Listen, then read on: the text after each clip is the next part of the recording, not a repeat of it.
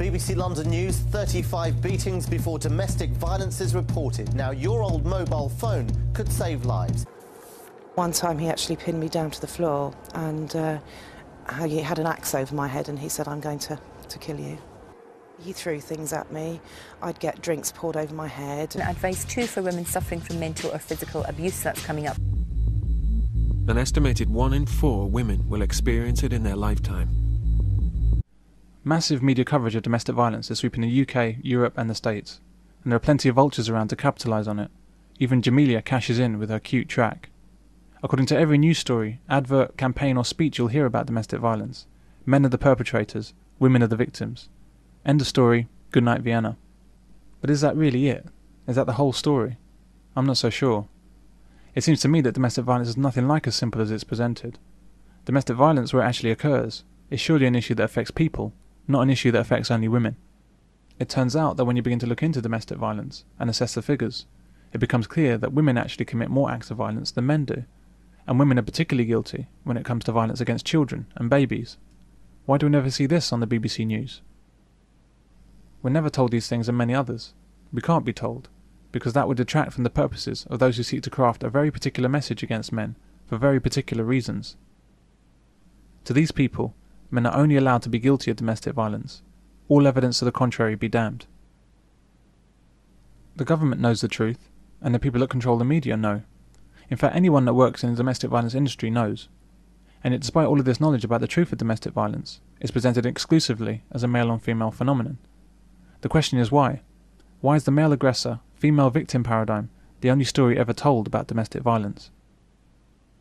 For example, the modern-day understanding of the rule of thumb. Feminism tells us that the rule of thumb was that a man was permitted in law to beat his wife with a cane, so long as it was no thicker than the width of his thumb. I just don't think I could bear to be a married woman and give up all my assets to a man who was legally allowed to beat me and rape me and whom I couldn't divorce. How can this woman actually believe that it's ever been accepted in society for men to beat and even rape their wives? How can she believe that men would ever want to be like this? How many other women believe something so ridiculous? Never in English law has wife beating been legal. What happened was that a single judge in England around 1782 did indeed make a statement approving of a man disciplining his wife, and at the time his view was dismissed and was publicly embarrassed. That's why we even know about this one comment from one judge 230 years ago, because of the newspaper records ridiculing his opinion. Women were never oppressed in this way. An example of real oppression that was occurring at that time was actually against husbands, not wives. Until the 1900s, if a woman committed a tort, which is a civil crime such as failure to pay a debt, her husband was punished for it. Men were held to account for anything any member of their family did, and this could include his imprisonment for his wife's behaviour. But this suppression of men received no modern-day attention whatsoever, compared with many stories of female oppression in years past.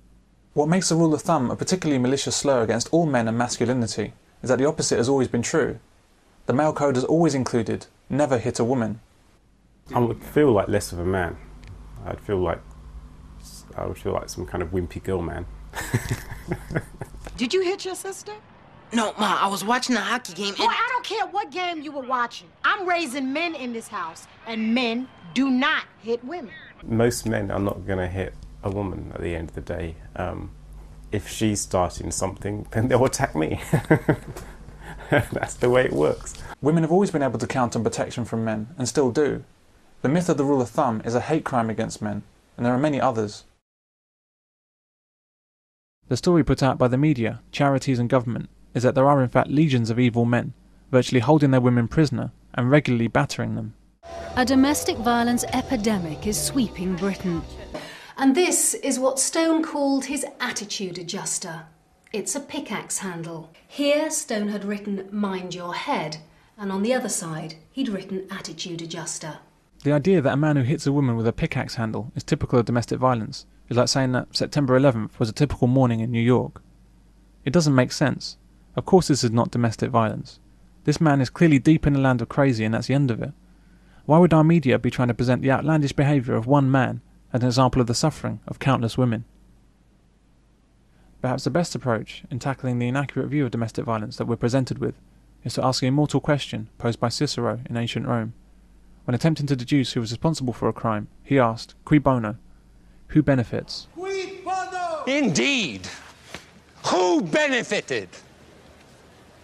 When you look at who benefits most from a crime, it's often easy to work out who committed the crime. So who benefits from men being wrongly singled out as abusive? Who benefits from labelling women as victims and men as perpetrators? And how do they benefit? It's by asking these questions and following the money trail that we begin to get some answers. Cui bono?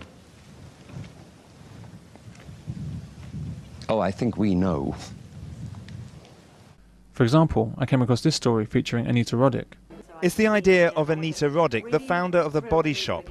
She's asking people to donate their old phones at any of her stores.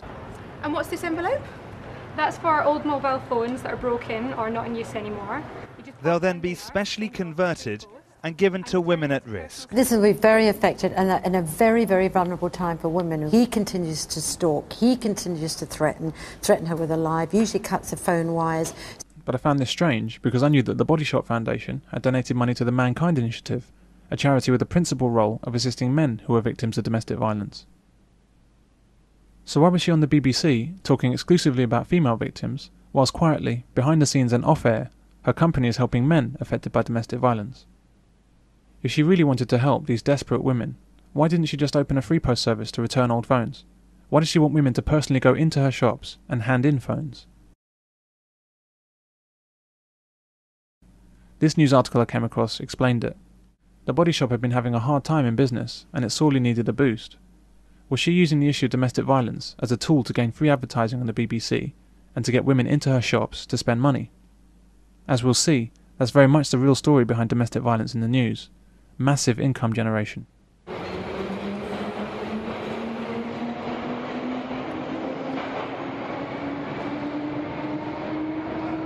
Domestic violence is big, really big. It's a hot topic that shows no signs of abating.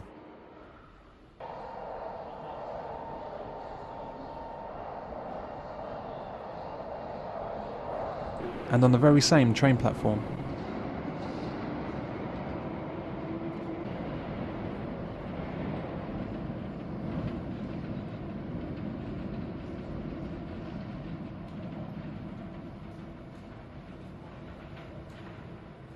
To see how big it is, just search on domestic violence and see what comes up.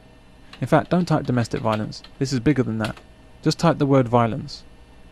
Now ask yourself, how can domestic violence against women possibly be the first result on a global search on the word violence? This alone should give you an inkling that there's something rotten in the state of Denmark. Given a search on the whole subject of violence, domestic violence results should be on page 25, if even listed at all. Yet there it is, ranked above all other violence perpetrated throughout the world and throughout history. Above street crime, above wars, above even terrorism. Somehow, above all of the kinds of violence perpetrated overwhelmingly against men, domestic violence against women trumps them all. In the UK, domestic violence against women has been a major point of social consensus over the last 40 years. Journalists, agony aunts, police officers and Home Office ministers have all decided, against the empirical evidence, that huge numbers of men beat their wives and girlfriends, and that women who reported violence to the police were just the tip of the iceberg. Certain people and groups have a lot to gain from exaggerating the problem. Among these are counsellors, domestic violence experts, businesses focusing on women's products, certain charities, and various arms of government, including the prison service and the police. Collectively, this group of beneficiaries of domestic violence can be termed the abuse industry. The more that we're all persuaded to believe that lots of men bash their women, the more money these people receive, the more powerful they become. And we're talking hundreds of millions of pounds every year in the UK. And in the US, it's billions. The abuse industry maintains itself by defining more and more behaviours, categorising more and more behaviours, normal behaviours, as acts of abuse. So, for example, whereas 30 years ago,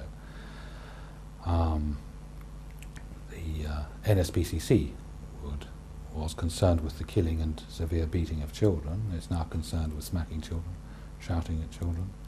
It has even tried to suggest that 5-year-old boys who have an interest in 5-year-old girls are paedophiles. It's actually used those words. They're not my words, they're the NSPCC's words. Feminist movement has tried to demonise men by counting as acts of domestic violence, shouting, attempting to commit suicide as an act of domestic violence, according to the Domestic Violence Project. So these people have massaged some of the facts. They've invented other facts and ignored those awkward facts that were contrary to their purposes. They've published countless figures for domestic violence. None of the figures are small, and all of them appeared to confirm the existence of a vast and menacing problem, a problem that only appears to affect women.